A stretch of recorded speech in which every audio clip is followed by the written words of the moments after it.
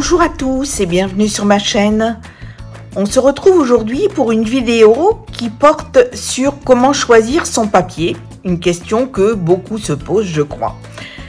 C'est un sujet qui m'a d'ailleurs beaucoup questionné quand j'ai commencé à colorier, ce qui fait que j'ai testé énormément de papiers. Par contre, je n'ai pas de réponse miracle à apporter à ce sujet, car ça va dépendre aussi de ce que vous allez utiliser comme crayon ou autre médium. Ça va dépendre également de ce que vous utilisez comme imprimante et du grammage qui va passer dedans. Mais je vais essayer de vous faire part de mon expérience et j'espère que cela vous sera utile. Alors, tout d'abord, il existe des papiers spécifiques pour certains médiums, à savoir si vous utilisez uniquement de l'aquarelle, je pense que vous devez le savoir, il y a des papiers aquarelles qui sont des papiers avec un grain assez épais et qui est très absorbant. Par contre, le papier est souvent très épais et là, en l'occurrence, c'est du 300 grammes. Et là, il faut avoir l'imprimante qui permet de passer ce papier. Alors ça, c'est parfait pour l'aquarelle. Par contre, si vous voulez ajouter du crayon, c'est beaucoup plus compliqué parce que comme il y a un gros relief sur le papier, il va falloir utiliser des blenders pour essayer d'écraser un peu les crayons. Et il faut avoir des crayons, à mon avis, de très bonne qualité. Donc, ensuite, il existe, si vous utilisez des pastels, forcément du papier spécial pastel. Alors moi celui que j'ai est un peu moins graineux que le papier aquarelle. Alors ça par contre pour la craie c'est impeccable. Il faut savoir quand même qu'il faut fixer votre papier après. Alors ça c'est du Strathmore qui est un papier de très très bonne qualité. Par contre c'est un papier qui reste très onéreux. Tout ce qui est dans cette gamme là reste très cher. Alors après, si vous avez tendance à utiliser des marqueurs à alcool, donc là vous avez des papiers spécifiques qui sont des layouts.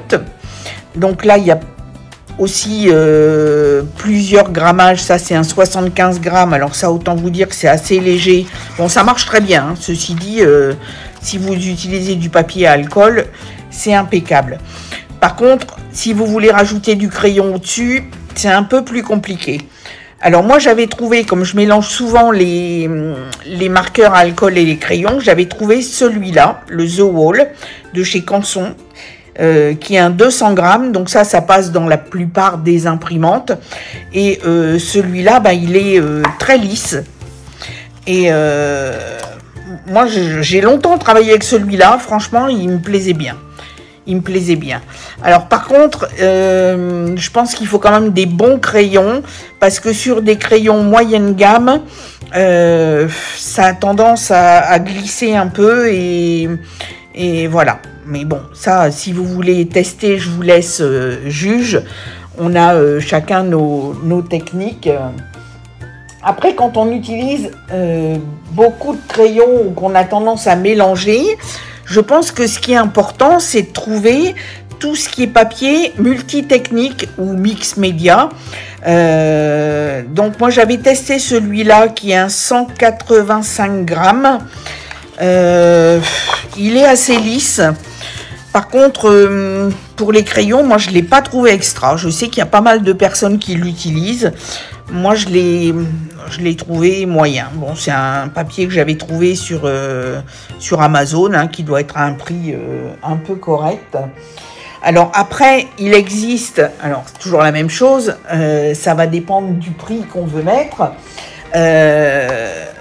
Des papiers Strathmore mix média, ça impeccable. Forcément, alors ça, celui-là par contre, il est assez épais. Je pense que ça doit être un 300 grammes. Je sais pas si c'est écrit quelque part. Oui, 300 grammes. Donc là, il faut avoir l'imprimante adéquate. Et par contre, c'est un papier qui est coloré. Donc, ça, je vous expliquerai après. C'est très bien. Alors, il est un peu plus grand que du A4. Et voilà, pour faire du A4, il faut recouper une petite bande. Mais ça, c'est un très bon papier. Par contre, voilà, 300 grammes, il faut avoir l'imprimante adéquate. dans la même gamme de papier. Alors toujours chez Strathmore. Là j'avais testé très bien aussi un papier uniquement pour crayons de couleur. Alors celui-là il est blanc, un peu plus grand que du A4 aussi, parce que quand on met une feuille de A4 dessus, hein, je vais prendre mon dernier coloriage, vous voyez ça dépasse, il faut juste recouper un peu les bords. Mais celui-là est très bien, par contre, il est assez onéreux. C'est un 163 grammes, donc celui-là, il passe aussi un peu dans toutes les imprimantes. Mais ça reste du Strathmore, donc onéreux. Après, si on veut rester sur les mix médias, il y a celui-là qui est en 200 grammes, que j'aime beaucoup, de chez Canson. Qui est assez lisse, qui est blanc aussi, qui est assez lisse. Alors moi je l'utilise très souvent, surtout que je fais beaucoup de fonds sur lesquels je mets de la peinture, et franchement qu'on mette du feutre, du crayon, de la peinture, tout passe. Sur celui-là c'est vraiment impeccable. Celui-là il est en vente chez Cultura, sur Amazon, enfin on le trouve un peu partout, et il est à un prix de mémoire 13-14 euros, quelque chose comme ça. Et celui que j'utilise énormément aussi, c'est celui-ci, sur lesquels on arrive à mettre à peu près aussi toutes les techniques. Donc c'est un papier très lisse, Bristol aussi, bien blanc. Je pense que c'est un 180 grammes, donc ça passe aussi facilement dans toutes les imprimantes. Et celui-là, vraiment, je pense qu'avec tout ce que j'ai testé, ça reste, d'ailleurs, c'est Canson tous les deux, ces deux-là, je pense, qui restent vraiment ceux sur lesquels je travaille le plus. Et celui-là, je pense qu'il est, alors il est régulièrement en promotion sur Amazon, on arrive à le trouver à 10-11 euros. Sinon, je pense qu'il est aussi à 12-13 euros. On le trouve chez Cultura, sur Amazon, certainement ailleurs aussi. Hein. Donc voilà. Alors après, le must, j'allais dire, du papier, ça reste celui-là. Celui-là, je l'ai utilisé pendant des années, à une époque où j'avais une imprimante grand luxe qui, hélas, m'a lâché. Et depuis, j'arrive plus à l'utiliser parce que c'est un 300 grammes et il repasse pas dans mon imprimante. C'est le Life Fast de chez Derwent. Alors là, je dirais ça, c'est la Rolls-Royce du papier, mais il faut avoir l'imprimante adéquate. Je me demande d'ailleurs si je vais pas finir par changer la mienne pour acheter une gamme supérieure pour réussir à passer du 300 grammes. Parce que ça, c'est vraiment, ça c'était mon gros coup de cœur. Mais voilà, ça ne passe pas dans toutes les imprimantes. Alors après, j'avais testé aussi, voilà, c'est aussi du papier crayon, feutre, marqueur. Alors, moi j'ai testé ça, franchement, c'est du 150 grammes. Bon, ça passe bien aussi dans toutes les imprimantes. C'est, alors, pas tout à fait lisse, celui-là, il a un petit grain en relief. Mais bon, honnêtement, celui-là, il m'a pas conquis du tout. Donc voilà, à vous de tester. Après, je vous dis, ça dépend de ce qu'on a comme crayon aussi. Et celui-ci, qui est un 160 grammes, qui a aussi un très léger relief, qui est blanc.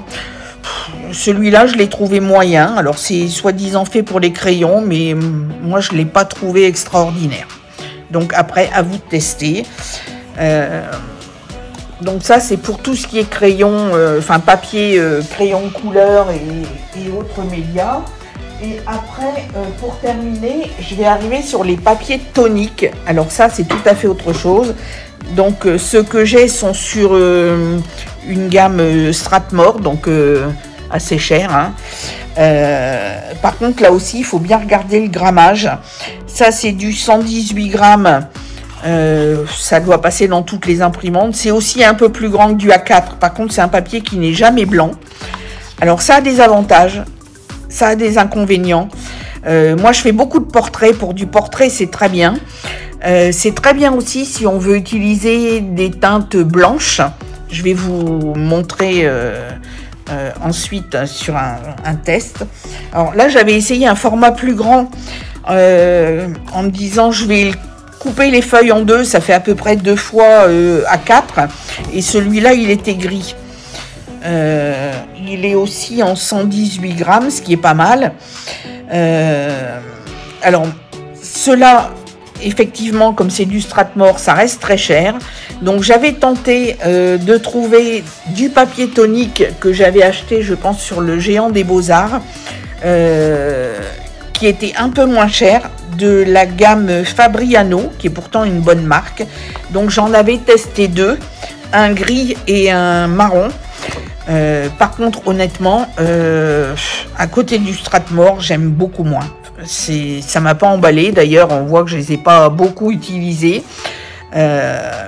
Donc, voilà. Je pense que malgré tout, restez, si vous voulez utiliser des papiers toniques, restez sur du Strathmore. Ça me semble vraiment un bon compromis. Alors, l'avantage du Strathmore, je vais vous montrer. Voilà, j'ai imprimé un dessin. Alors, je vais vous faire juste une petite démonstration rapide.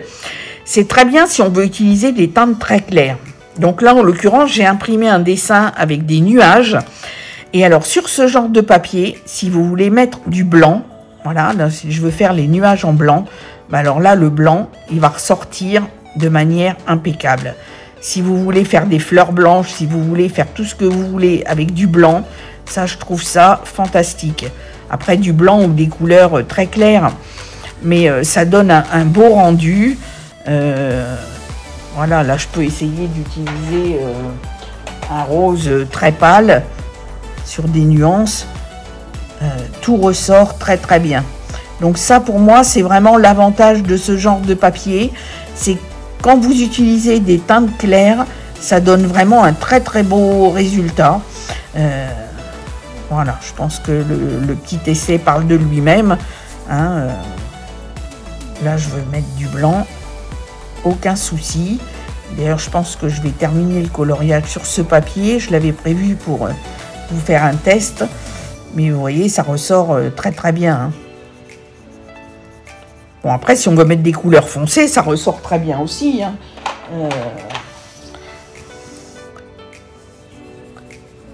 Voilà, là je vais partir sur du plus foncé, ça ressort très bien.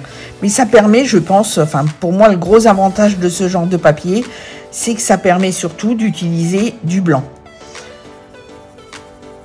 Voilà, bah écoutez, je pense que je vous ai à peu près tout dit sur le sujet. J'espère que ça vous sera utile.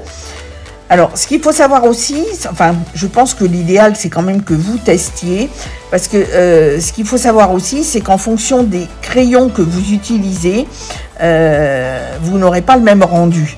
Alors, moi, je sais que beaucoup de gens aimaient beaucoup les crayons luminance. Moi, les luminances, je les ai achetés, je les ai jamais trouvés extraordinaires, jusqu'au jour où j'ai travaillé sur du papier tonique. Et là, je les ai trouvés fantastiques. Donc, je pense aussi que les crayons et le papier, c'est vraiment quelque chose qui va de pair et il faut trouver ce qui vous convient. Donc, voilà. Bah, écoutez, j'espère que mes petites explications vous seront utiles, que vous y verrez un peu plus clair. Et je vous souhaite, bah, écoutez, une bonne journée. À très bientôt. Au revoir.